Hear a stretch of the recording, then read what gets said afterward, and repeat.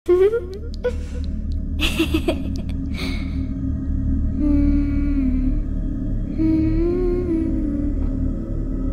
ऐसी कहानियां जो हमें यकीन कराती हैं किसी के ना होकर भी होने का। एक ऐसी ही और कहानी लेकर मैं हाजिर हूँ। कहानी का नाम छलावा। ये कहानी एक लड़के की है जिसका सामना एक भूतिया छलावा से हो जाता है। ये कहानी जब की है जब मैं अपनी मौसी के घर छुट्टियां बिताने गया हुआ था। उस समय मेरी गर्मी की छुट्टियां चल रही थी। मेरे मौसा जी एक डॉक्टर हैं, तो उन्हें रहने के लिए एक सरकारी क्वार्टर मिला हुआ था।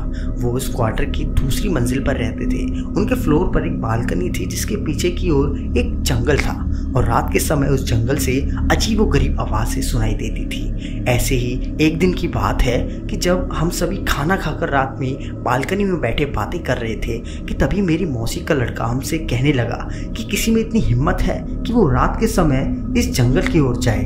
हम सभी हंसने लगे और उससे कहने लगे कि क्या फालतू की बातें कर रहा है, भला कोई इस जंगल में इतनी रात में क्यों जाएगा, कहीं कोई जंगली जानवर मिल गया तो शामत पक्की है।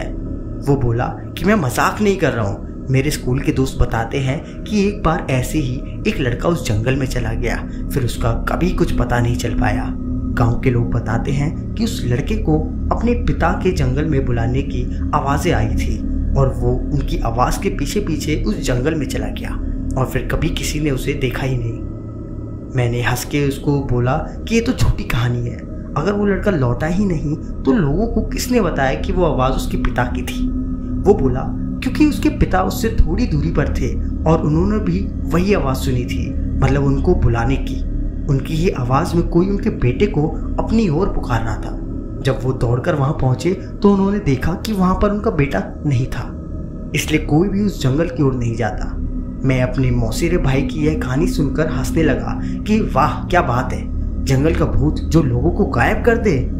फिर हम सभी उठकर टीवी देखने लगे और थोड़ी देर बाद में उस बालकनी में जाकर थोड़ी फ्रेश हवा खाने लगा।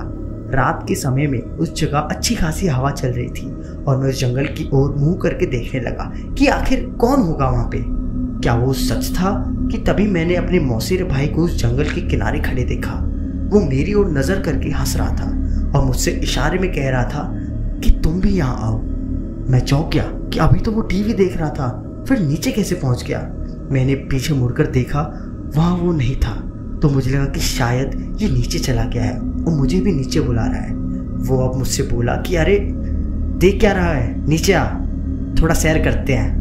मैंने सोचा चलो थोड़ा घूम ले, तो मैं नीचे जाने के लिए दरवाजे तक गया ही था कि तभी मैंने देखा कि मेरा भाई तो टॉयलेट करके बाहर आया है। ये देखकर मैं हक्का बक्का हो गया, मेरे रोंगटे खड़े हो गए और मैं बस यही सोच रहा था कि अगर ये यहाँ है तो वहाँ नीचे कौन है। मैं उससे बोला कि तुम तो नीचे थे, इस बाथरूम में कब आए। वो बोला कि भाई मैं तो यहीं पे था, मैं तो बाथरूम गया ही नहीं हूँ, तुम क्या बोल रहे हो।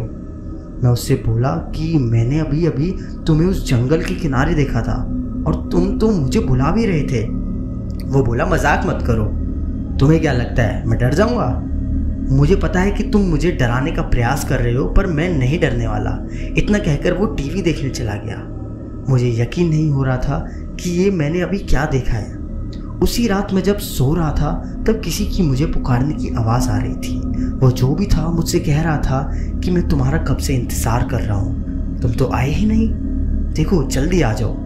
फिर हम दोनों साथ में इस जंगल के अंदर घूमेंगे। इस बार ये आवाज़ मेरे भाई जैसी नहीं थी, बल्कि किसी ऐसे बूढ़े आदमी की थी जो काफ़ी लंबा होगा और बहुत ज़्यादा सिगरेट पीता होगा। रात भर मुझे उसकी आवाज़ें आने लगी और फिर जब सुबह मैंने सबको ये बात बताई तो सबने मुझसे कहा कि ऐसा होना यहाँ पे आम बात है, तुम उस ओर ध्यान मत दो और अपना काम करो और भूल कर भी इस जंगल की ओर मत जाना। उसके कुछ दिनों के बाद भी मुझे उस जंगल की ओर से आवाज़ें आती रही, फिर वो आवाज़ें आना रुक गई। इस घटना के कुछ दिनों बाद मेरे पापा मुझे लेने आ गए थे क्योंकि मेरी गर्मियों की छुट्टियां भी खत्म होने वाली थी। उस जंगल में रहने वाले को लोग छलावा कहते हैं और जो कोई भी उसके पीछे जाता है वो फिर कभी लौट कर नहीं आ पाता। अगर आपको ये वीडियो पसंद आई हो, अगर आप ऐसी ही और वीडियोस चाहते हो तो हमें कमेंट सेक्शन में ज़रूर बताएं और हमारे चैनल AGSKI 360 को सब्सक्राइब करें।